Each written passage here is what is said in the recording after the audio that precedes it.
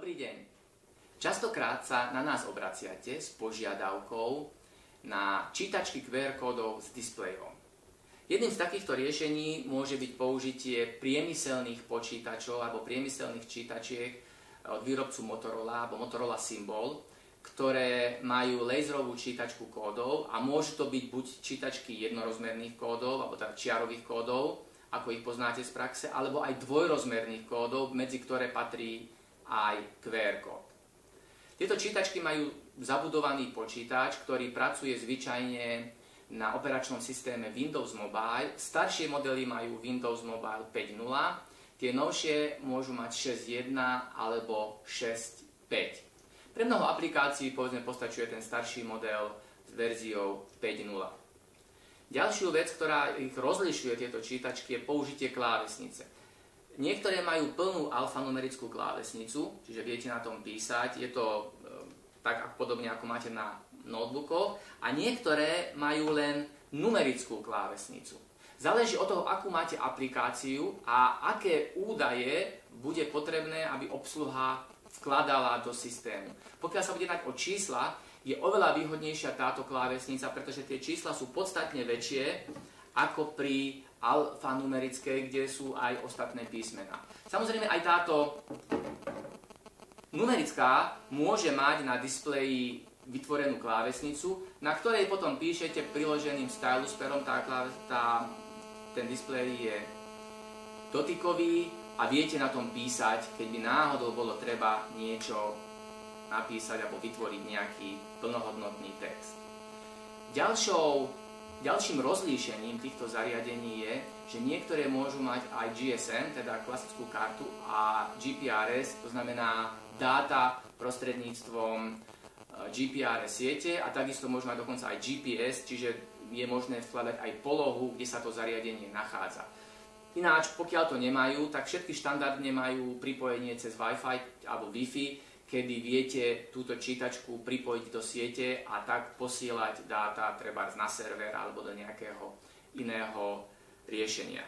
Čo sa týka modelov, tak my hlavne ponúkame modely Motorola Symbol MC70. To je staršia verzia, ktorá pracuje s operačným systémom 5.1. A novšie, mladší brat týchto zariadení sú práve zariadenia MC75, ktoré už pracujú s operačným systémom 6.1, tieto konkrétne, ktoré máme my, pracujú s operačným systémom 6.5. Nabíjanie môže byť prostredníctvom takejto kolísky, dokonca je tu ešte možnosť dať jednu záložnú batériu, to znamená, že veľmi rýchlo viete vymeniť batériu v prípade, že by vám zariadenie prestalo fungovať, takže vybitá batéria, alebo existuje na to taká kolíska, ako klasicky, keď sa nabíjajú mobilné telefóny, tak tomu viete pripojiť a treba v noci to zariadenie nabiť. Pokiaľ veľmi pracujete často s takýmto zariadením, je možné, že budete potrebovať takýto pistol grip, ktorý potom uľahčuje prácu a prenáša to tlačidlo, to zosnímanie lúča alebo zapnutie lúča práve na sem a spúšťate to týmto spustením a stlačením tohto tlačidla.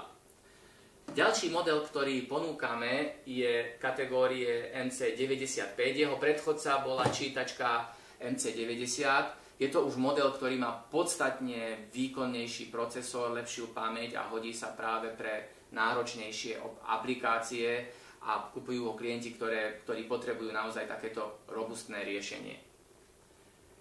Pokiaľ máte záujem o takéto čítačky, tak kľudne nás kontaktujte, môžeme vám požičať, môžete si vyskúšať, či vám takáto čítačka spĺňa vaše požiadavky, prípadne vám môžeme aj vytvoriť aplikáciu, ktorá bude takúto čítačku využívať.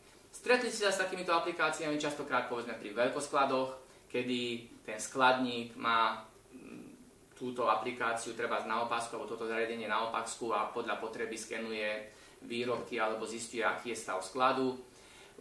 Stretli ste sa s ním pri kontrolovaní lístkov, či už do nejakých kultúrnych zariadení, hlavne na západe, alebo cestovné lístky môžu tí šoféry alebo nejakí kontrolóri môžu kontrolovať cestovné lístky. Existuje veľké množstvo aplikácií, ktoré sa dá riešiť práve takýmto zariadením.